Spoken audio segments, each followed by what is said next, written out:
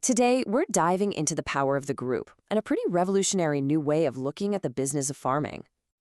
It's a really frustrating question, isn't it? You see these images of perfectly good crops going to waste, but at the same time, we all know that people are going hungry and farmers are really struggling.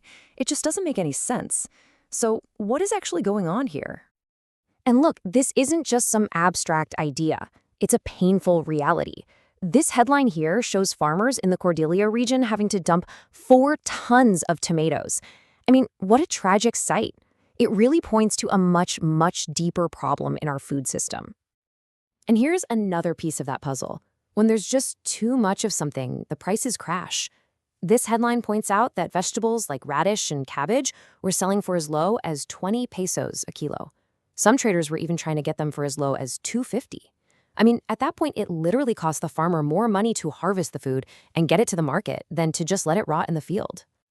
So, this all leads us to the harsh reality for so many individual farmers, and it's got nothing to do with their skill or how hard they work. The real fight, the real challenge, often starts after all the crops have already been grown. You see, this isn't just a case of bad luck, it's a systemic issue. Just try to put yourself in a farmer's shoes for a second. You're pretty much isolated. You don't have a business organization behind you, you have no idea what the market really wants, and let's be honest, you were trained to be a farmer, not a business executive. All of that leaves you basically powerless when it's time to negotiate with traders, and you've got no support network to back you up. But what if we could change all that? What if we started approaching farming not just as a way of life, but as a full-fledged business? You know, this simple shift in perspective is right at the heart of the solution. And the key concept here is something called agro-entrepreneurship. It's a really powerful idea, but it's also super simple. What happens when you combine the incredible skills of a farmer with the strategic thinking of an entrepreneur? Well, you get someone who's not just great at producing food, but also really smart about selling it. So let's break that down. Traditional farming really focuses on the how, using the right techniques for your specific climate and soil. But the business mindset, that focuses on the what. What does the market actually need right now? What crops are going to be profitable? Agro-entrepreneurship brings those two worlds together. The goal isn't just to grow stuff, it's to grow what you already know you can sell. Okay, so that's the big idea, but how do you actually put it into practice? Well, the solution is a model called the Agro-Enterprise Clustering Approach, or AECA, and it creates a whole new way for farmers to work together. The AECA model really boils down a complex process into 4 clear phases. First, the farmers get organized and gather all the info they can about what they can produce and who might want to buy it. Second, they use that info to build a collective marketing plan.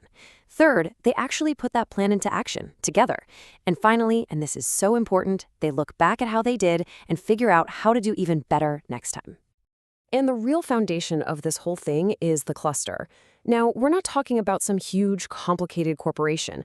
We're talking about small, informal groups of maybe 10 to 15 farmers who are neighbors. Because the groups are small, it's way easier to build trust, make decisions quickly, and just get things done.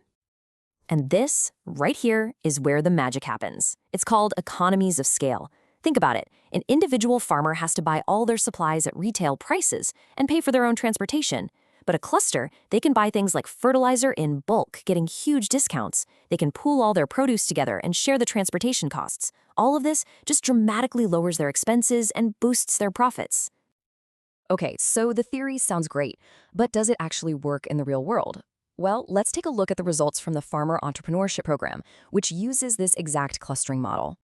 The result? Well, for starters, 25 different farmer groups that were once totally isolated, are now accredited direct suppliers to the Jollibee Group. That's one of the biggest food companies in the entire country.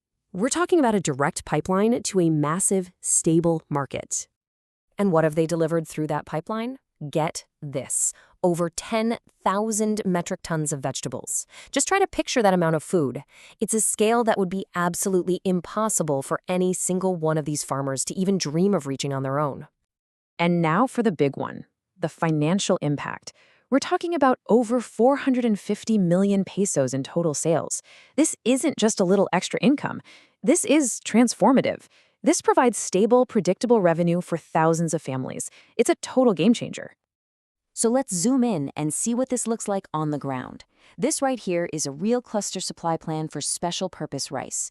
You can see the individual farmers. You've got Lazaro, Manny, Noli, and each one of them is committing a specific amount of their harvest. It all starts here with a simple collective commitment. And that collective plan leads directly to this, a single purchase order for almost 500,000 pesos. I mean, wow, this is the power of the group in action.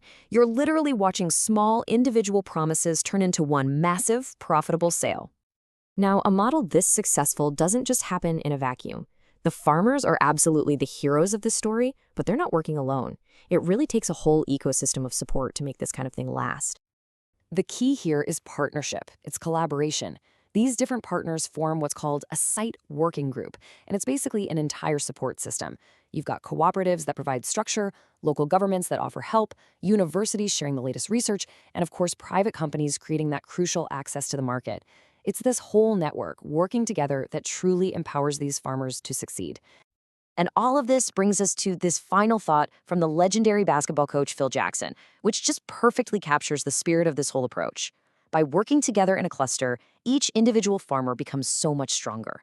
And when you have a strong network of farmers, the entire team, the whole community, wins. It's a powerful lesson in what's possible when we stop trying to do everything alone and start building something together.